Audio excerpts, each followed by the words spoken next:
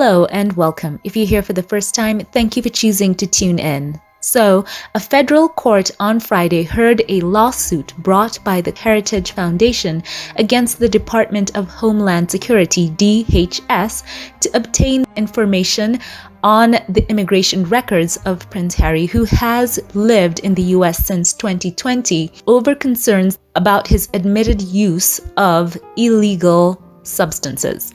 In suing the DHS, the Heritage Foundation sought clarity on whether proper protocols were followed in granting the Duke of Sussex entry into the US. The move came in the wake of revelations from Prince Harry's memoir, where he candidly discussed his past drug use.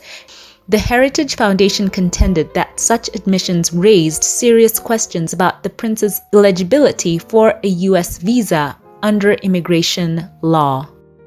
Although critics have dismissed the lawsuit as political theater, the Heritage Foundation has said that the public should understand the circumstances surrounding Harry's admission into the country. The DHS countered that revealing any individual's immigration information is a breach of privacy and has asked for the case to be thrown out before. So the two sides stated their case on Friday in a federal court in Washington, D.C., and a ruling is expected in the coming weeks. And despite living in California since 2020, Prince Harry was not present in court for the proceedings. Overall, the case raised questions about the veracity of personal admissions in memoirs and the transparency of immigration processes for high-profile individuals.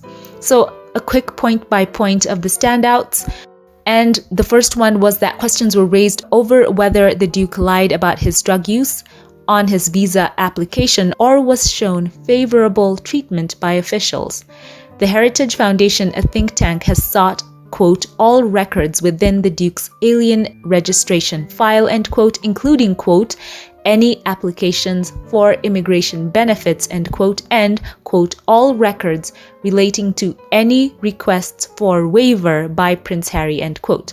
Argued in a court filing also that, quote, this case comes about in the main because HRH, His Royal Highness, voluntarily and for immense profit admitted in his writing to the elements of any number of controlled substance violations, end quote.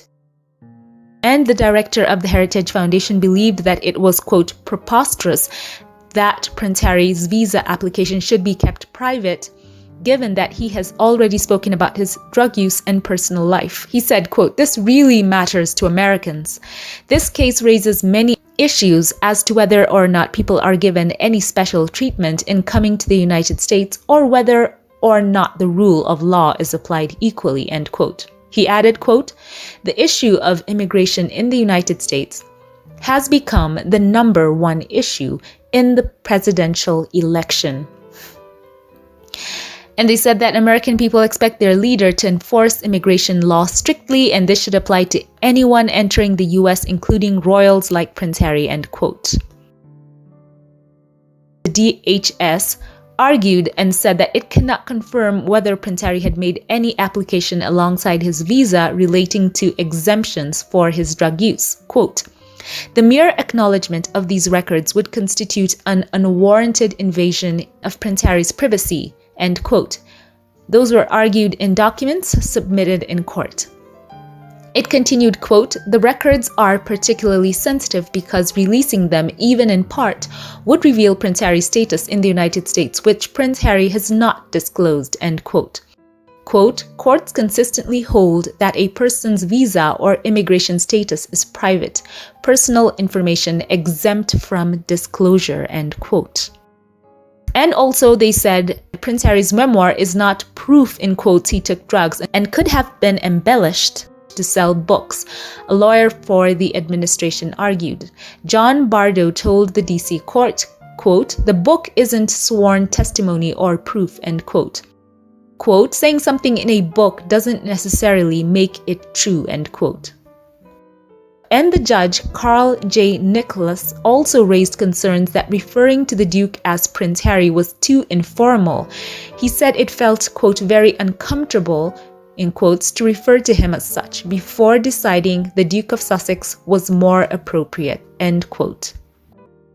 And as an aside, it is very interesting that the judge actually raised those concerns about them using Prince Harry in their arguments, saying it was somewhat informal to him, too informal in quotes, and they all decided in the end to address any arguments surrounding Prince Harry using the title the Duke of Sussex. Very interesting. I think that was a put a respect on his name moment right there. Very interesting. Share your thoughts on that. Also, the side arguing for Heritage had accused Harry of, quote, bragging about illegal substance use in his memoir. And also during the Friday's court session, Mr. Dewey referenced the Duke's recent interview on the breakfast television show Good Morning America, GMA, earlier this month, during which he had said he'd considered applying for U.S. citizenship. And of course, according to U.S. law, according to policy published by the U.S. Citizenship and Immigration Services, any application for citizenship would require him to renounce his titles. And U.S. immigration policy states, quote, any applicant who has any titles of hereditary or positions of nobility in any foreign state must renounce the title or the position, end quote. As was seen by a past DHS court filing, the think tank's legal team indicated through a declaration to the court that it would make use of, quote, a transcript of a February 16th, 2024 interview of the Duke of Sussex on ABC's Good Morning America, where the Duke of Sussex discussed potentially seeking U.S. citizenship, end quote, according to a court filing. So why did they add that in there? For whatever reason, the Heritage Foundation introduced those remarks into the lawsuit, so share your thoughts on that. And in one more standout point, they had discussed how the Duke of Sussex could have possibly entered the US, and they said that there were 3 possible ways that he had done so. Either A, they said he had either not said the truth about the illegal substance use, or he had applied for a waiver, or he had entered on a diplomatic visa. And during the hearing at the E. Barrett Prettyman Courthouse, Mr. Bardo, who is the lawyer for DHS, said that it was certainly plausible, in quotes, that the Duke of Sussex entered the US on a Category A visa, which is reserved for diplomats and foreign government officials visiting the US for official duties. Saying, quote, he is still a member of the British royal family and has the title Duke of Sussex. He's still a government official in the UK by his birth and his title, end quote.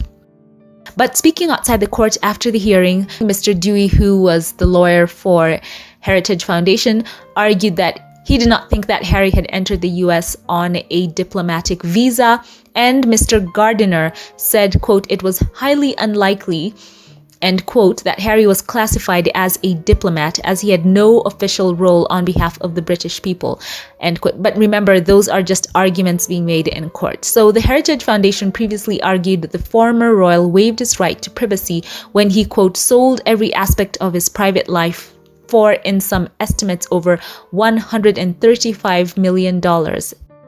And as I mentioned, they had referenced the Duke's recent interview on the breakfast television show GMA earlier this month, where he had said he had considered applying for citizenship. All in all, the main takeaway from this was that it was argued that Prince Harry's book is not proof, in quotes, that he had actually taken drugs, and the lawyer for the administration said that it could have been, quote, embellished to sell books, in quotes. So all in all, these are the updates from the case. And as I mentioned before, there has been a lot of consensus that this trial or this case is simply political theater and does not hold much weight. I don't think the average American is going around mulling over the details of Prince Harry's immigration records. If they set a precedent of revealing his immigration status and all of his private information and how he got into the US, then I think that would set off a negative snowballing effect. So these are some of the updates. I will keep you posted when more comes to light. Of course, we will keep on praying for Harry. And as the DHS have mentioned in their arguments, revealing any individual's immigration information is a breach of privacy. And they before had asked for the case to be thrown out, and we hope that the rule of law will be applied. Prince Harry is not a pawn in anyone's political schemes, whether from the American left or right. If his visa was approved, and by the way, it was approved under a Trump presidency, people should always keep that in mind, then they should not be asking the Biden administration how Prince Harry got in. And I think a lot of people can see through this. So let's pray for a favorable judgment. So share thoughts on this in the comment section below. Thank you all for watching. As always, before we log off, allow me here to thank those of you who support this channel financially and shout out a couple of you here by name. A very special thank you to you. Diane Hawkins, who is one of the first supporters of this channel here on YouTube. Thank you so very much for your continued support throughout the years. It means so much to me. You mean so much to me. I value you and thank you for accompanying me through so many years here on YouTube. I love you. God bless you. Thank you as well to Gary Adderley, who once again has been giving so faithfully throughout the years. You are always so kind. You've gone above and beyond, and I truly appreciate you. I pray for God to bless you and yours. A very special thank you as well to Scotty and Norma Brown. May God bless you exceedingly abundantly above all you could ask or think. Thank you. You have been so encouraging, a tremendous boost to me here. I feel your love. Know that you are special, and I pray for God to bless you. Thank you. And a special thank you to those who gave through super thanks. Special thank you to Patricia Crenshaw. I appreciate you for giving, and I pray for God to bless you. I really appreciate your generous spirit and how you have been a tremendous boost to me here, a blessing, and I want to say that I love you. Thank you. Once again, share all your thoughts on this in the comment section. If you liked this one, give it a thumbs up, click subscribe, let YouTube know you enjoyed what you watched. And also follow this channel on Twitter or X. I'd love to see you on there for more informal posts. Have a great day and keep it here for more, and I'll catch you in the next one. Have a blessed one.